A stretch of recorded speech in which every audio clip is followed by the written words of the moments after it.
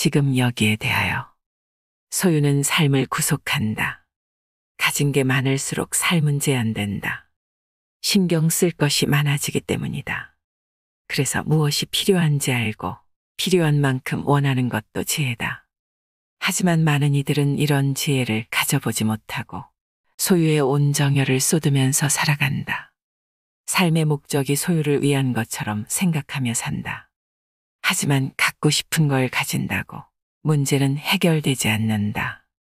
소유욕은 한계를 모르고 자라나기 때문이다. 짧은 행복 뒤에 곧바로 불행이 이어지는 이유가 여기 있다. 돈은 쾌락을 얻을 수 있는 자격증이 아니다. 돈이면 다 된다는 생각을 버려야 한다. 이것은 어쩌면 획득하기 가장 어려운 생각일지도 모른다. 어떻게 돈을 쾌락을 얻을 수 있는 도구로 생각하지 않을 수 있다는 말인가? 하지만 쇼펜하우어는 그렇게 생각하기를 바란다. 그는 돈을 닥쳐올지도 모르는 온갖 재난이나 불운에 대비한 방어벽으로 생각해야 한다고 말한다. 돈은 방어의 수단이다. 그래서 돈이 필요한 것이다. 행복이나 쾌락을 지향하기 위해서가 아니다. 그러면 인생이 돈의 노예가 되는 어처구니 없는 일은 벌어지지 않을 것이다. 일반적으로 빈곤에 시달린 경험이 있는 사람들은 빈곤의 고통을 사람들에게 들어서 알고 있을 뿐인 사람들보다 빈곤을 훨씬 덜 두려워하기 때문에 낭비하는 경향이 한층 심하다. 빈곤한 집안에서 태어난 사람에게는 빈곤이 자연스러운 상태이기 때문에 그 후에 손에 굴러 들어온 분은 여분의 것이며 향락과 낭비를 위해 존재하는 것으로 여겨질 수 있다.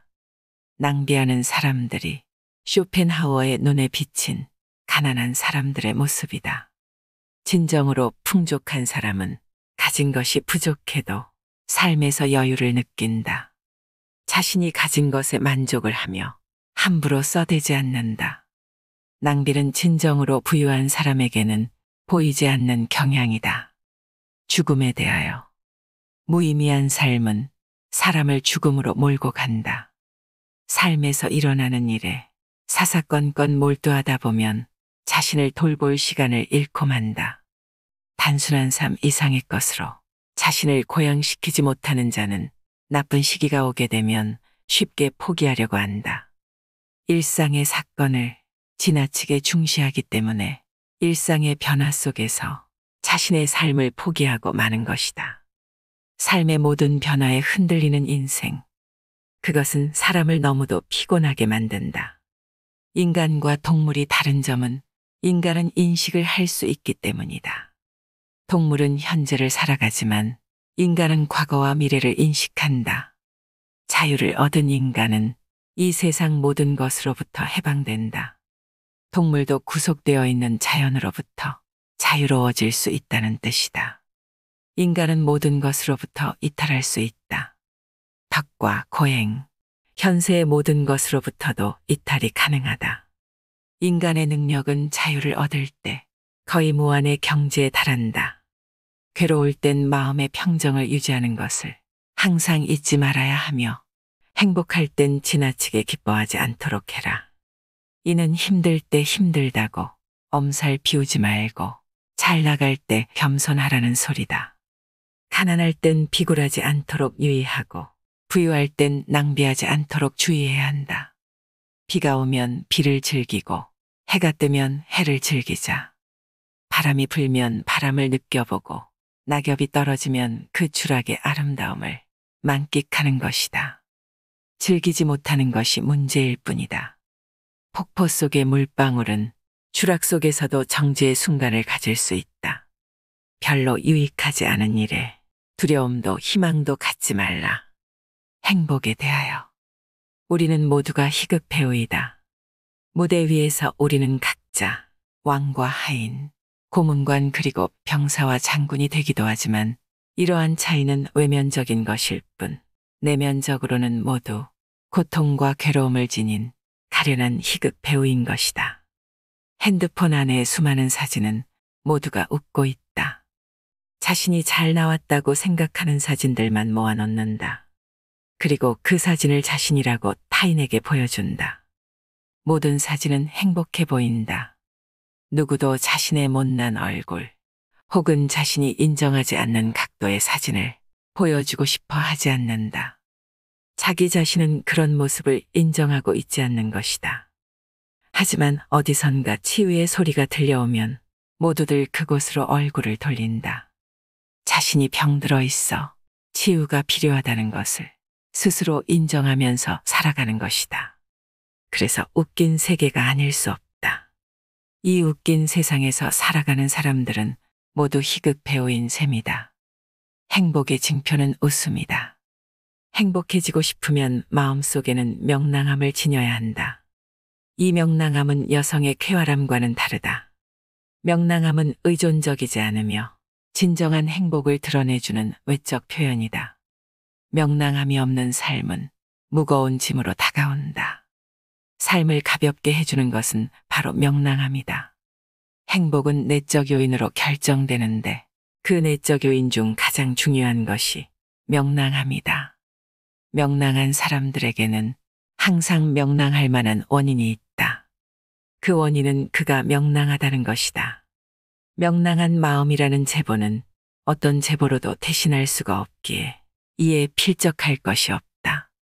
상황이 명랑하지 않을 때라도 명랑할 수 있는 사람이 진짜 명랑한 사람이다.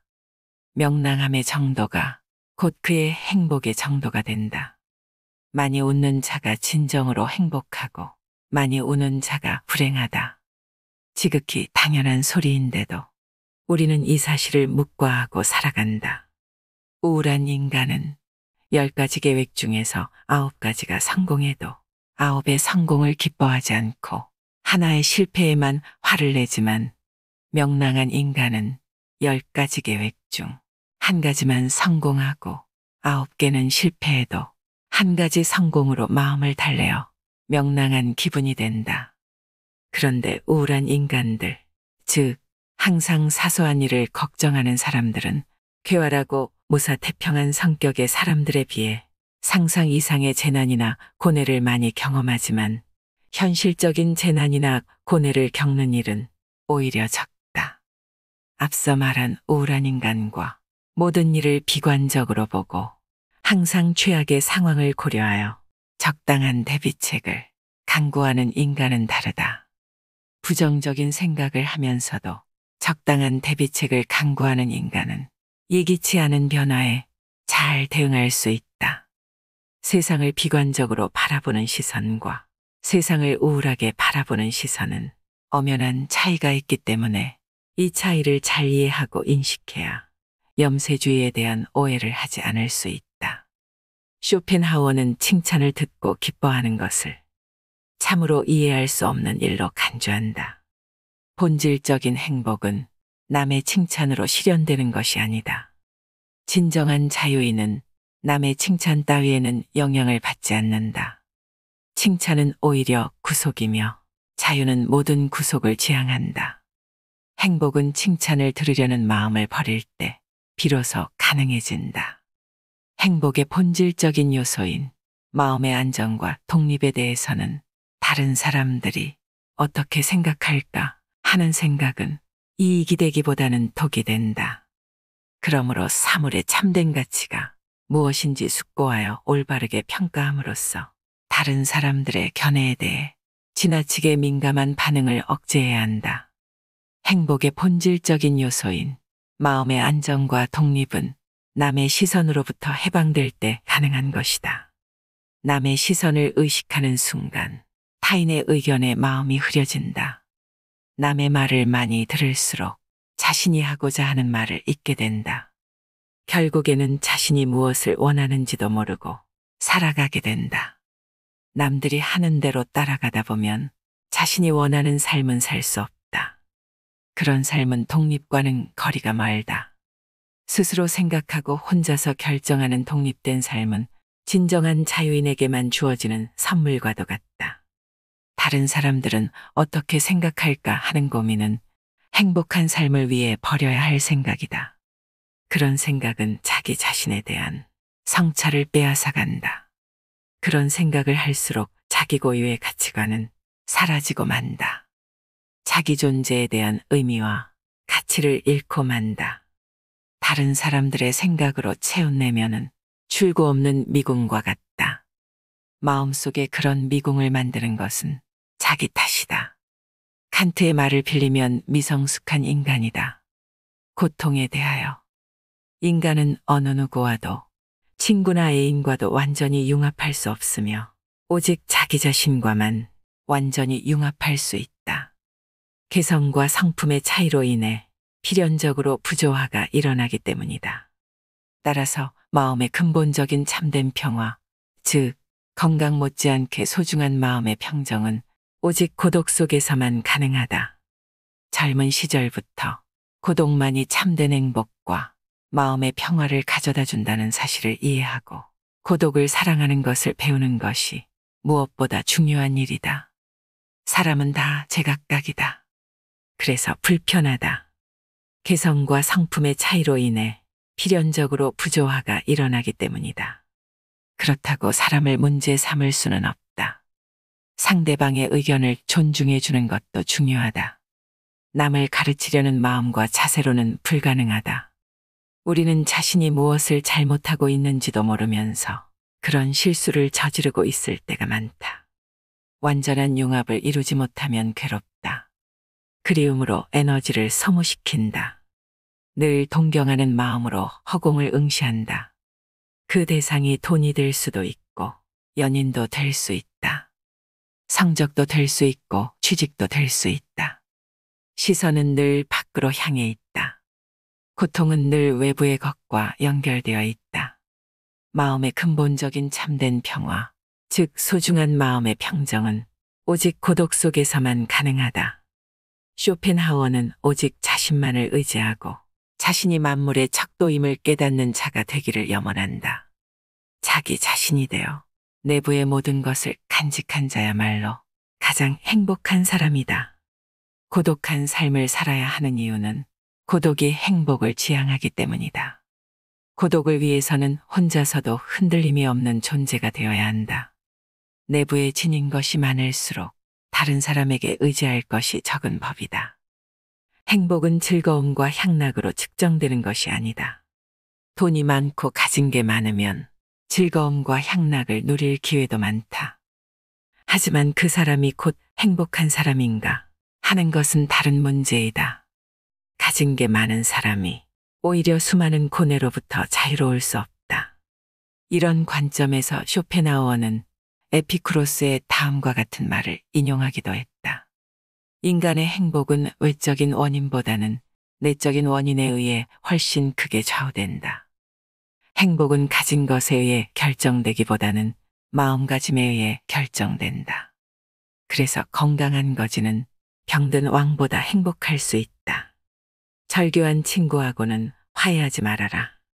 로마의 격언 중에는 천성은 아무리 쫓아내도 곧바로 되돌아온다라는 말이 있다.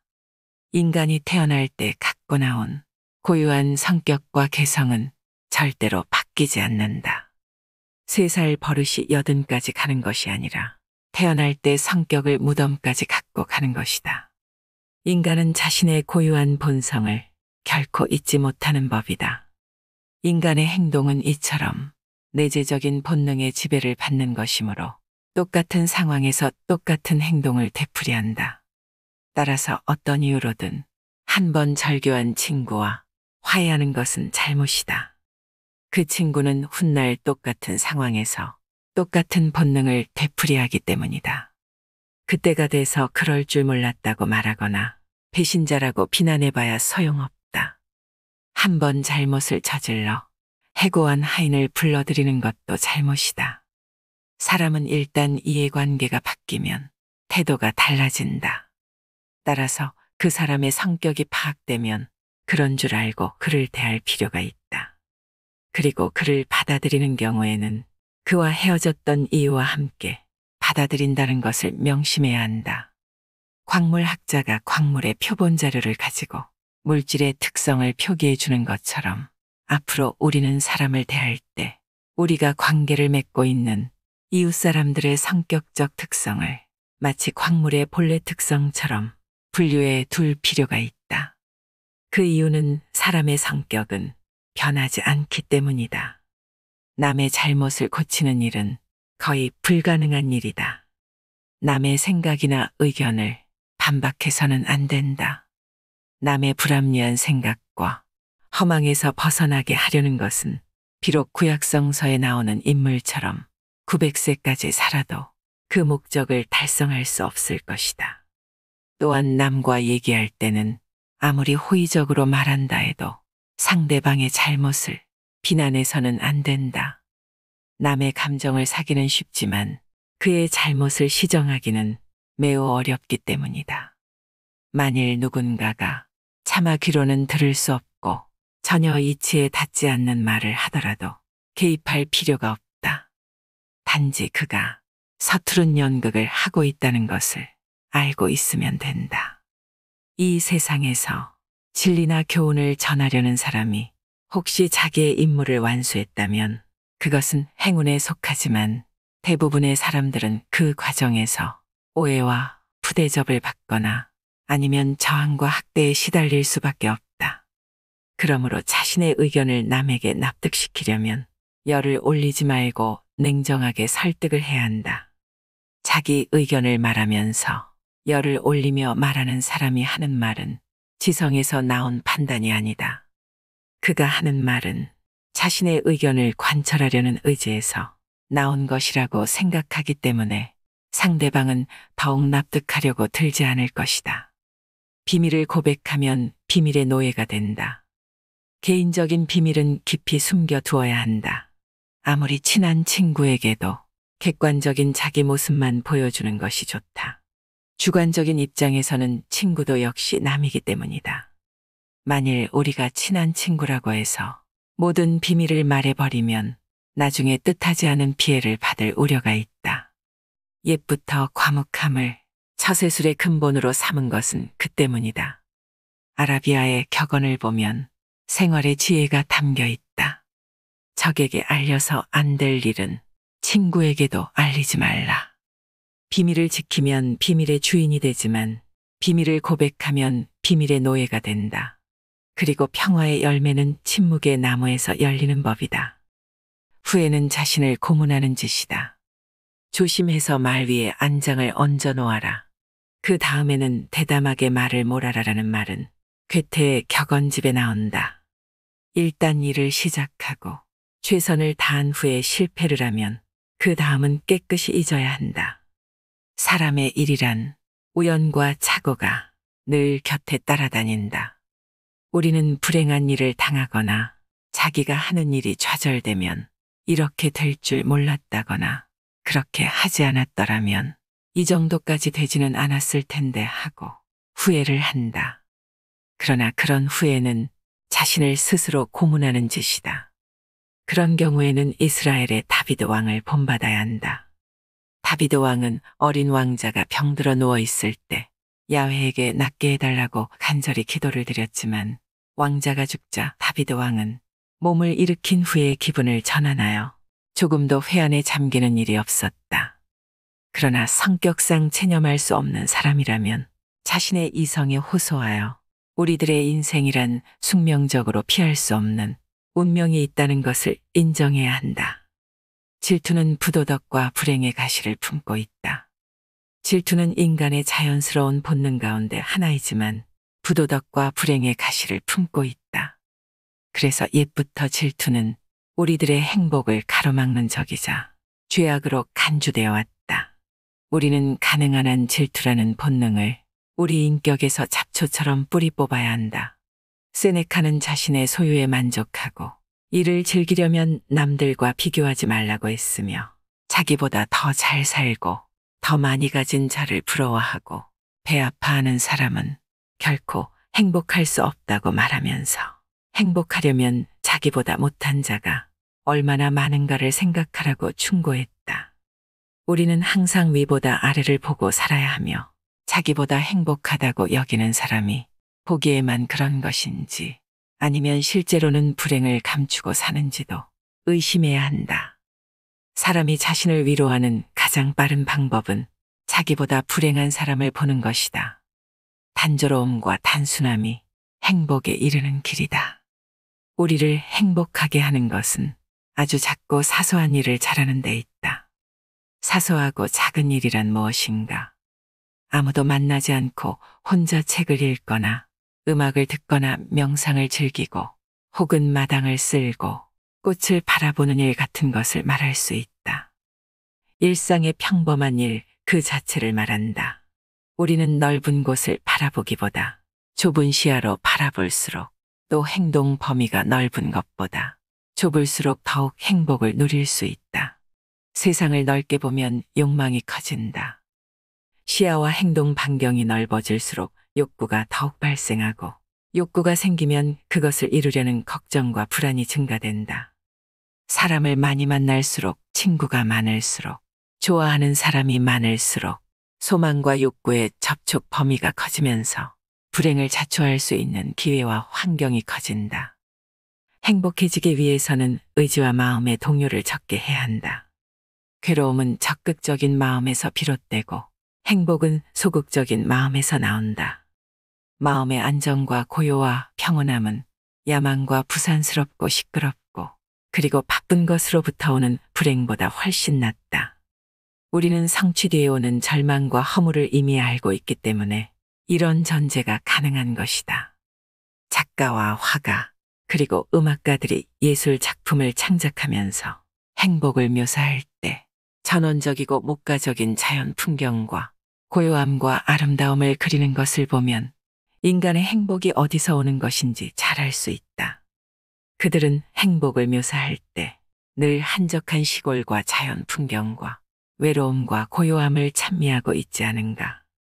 예술가들은 단조로움과 단순함이 행복의 기본적인 조건이라는 것을 잘 알고 있다. 단순하고 단조로운 삶, 그것만이 행복을 누리는 길이다.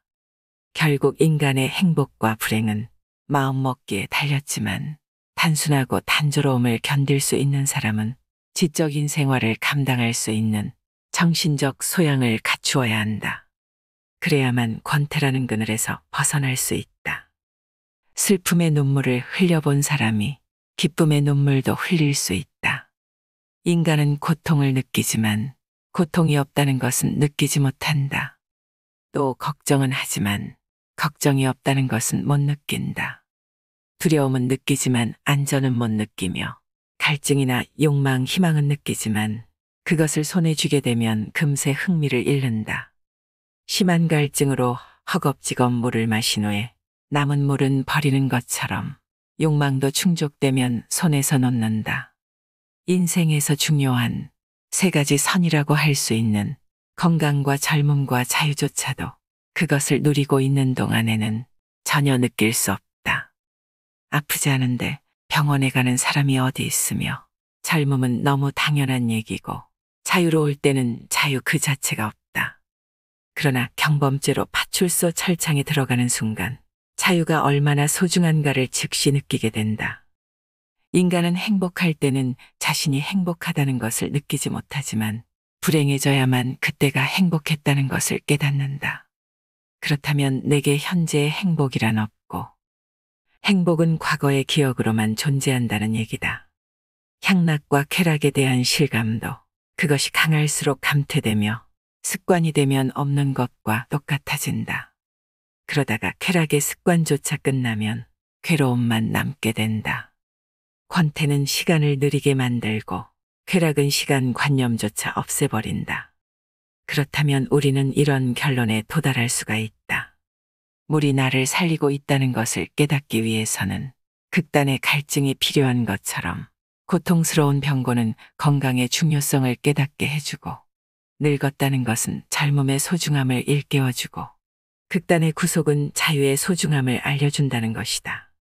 그렇다면 우리가 지금까지 그토록 싫어하고 피해왔던 불행들이란 행복을 느끼기 위해 반드시 필요한 필수 조건이라는 것이다. 죽음 직전에 살아나야만 삶의 기쁨을 가장 크게 맛볼 수 있다면 우리는 모든 불행과 고통을 어찌 마다할 수가 있겠는가. 향락은 욕망을 달래는 도구에 불과한 것. 사람들은 청년기를 인생에서 가장 행복한 시기로 여기고 노년기는 비극의 시기로 보는 경향이 많다. 만일 인생에서 행복을 격동과 감동으로만 본다면 그 말이 맞을지도 모른다. 하지만 청년기에는 그 격동과 감동에 의해 기쁨보다는 고통에 더 많이 시달린다. 그러나 노년기에는 격렬한 감동은 가라앉아 있고 청년기에 그토록 감격적인 일들도 명상적인 색채를 띠며 다가온다.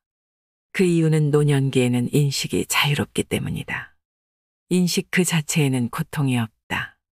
물론 감동이나 감격 그 자체가 인간을 행복하게 하는 것은 아니다. 노년기가 되어 향락을 누릴 수 있는 기회가 적거나 없다고 해서 슬퍼할 필요는 없다. 왜냐하면 향락이나 고통은 같은 성질의 형태인데 향락은 소극적이고 고통은 적극적이라는 차이밖에 없다. 그것을 이해하면 소극적인 향락에 대해 집착할 이유가 없게 된다. 모든 향락은 욕망을 달래는데 불과한 것이어서 욕망의 소멸과 함께 향락도 사라진다.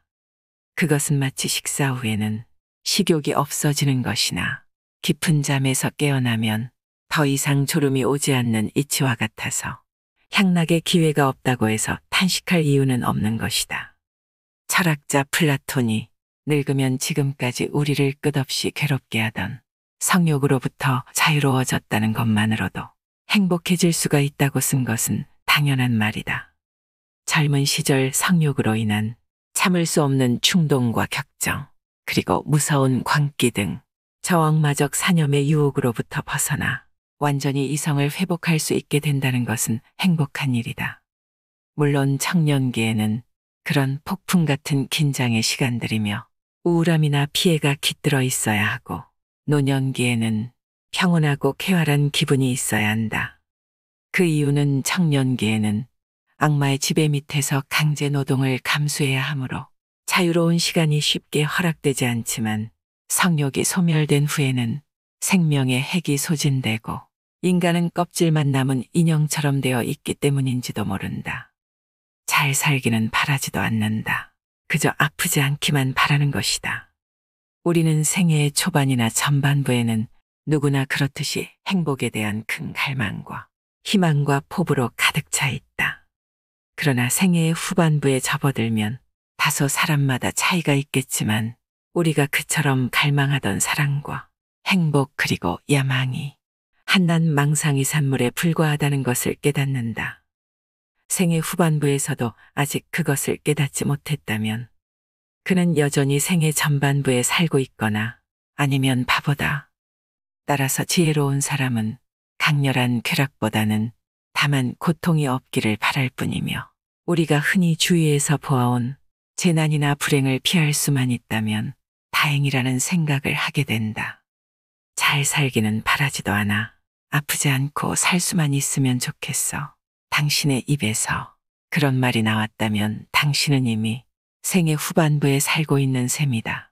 나 역시 젊은 시절에는 문을 두드리는 소리가 들리면 야, 뭔가 좋은 수가 있나 보다 하고 반가워했지만 나이가 들고 인생을 겪고 난 후에 문 두드리는 소리를 들으면 혹시 불길한 일이 생긴 것은 아니겠지 하고 중얼거리곤 한다. 고통이 없고 기쁨도 없다면 그것이 가장 행복한 상태이다. 내가 처세에 관해서 가장 큰 가르침으로 여기는 것은 철학자 아리스토텔레스의 니코마쿠스 윤리학에 나오는 다음과 같은 구절이다. 현명한 사람이 원하는 것은 쾌락이 아니라 고통이 없는 상태이다. 현명한 사람은 고통이 없기를 바랄 뿐이지 쾌락을 원하지 않는다. 예를 들어 우리 손에 작은 가시가 박혀서 몹시 심한 통증을 느끼고 있다고 해보자. 몸 전체는 건강하지만 그 점은 조금도 달갑게 여기지 않거나 전혀 관심이 없고 오직 가시에 찔린 통증에만 신경이 쏠려 다른 즐거움이나 기쁨을 도외시하고 만다. 그뿐만 아니다.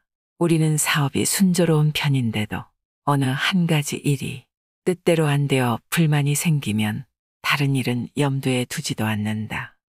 우리가 피해의식을 느끼고 괴로운 것은 이러한 마음의 작용, 즉 의지에 달려 있다.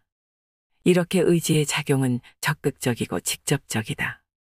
아리스토텔레스의 가르침은 바로 그 점에 착안한 것으로 보인다.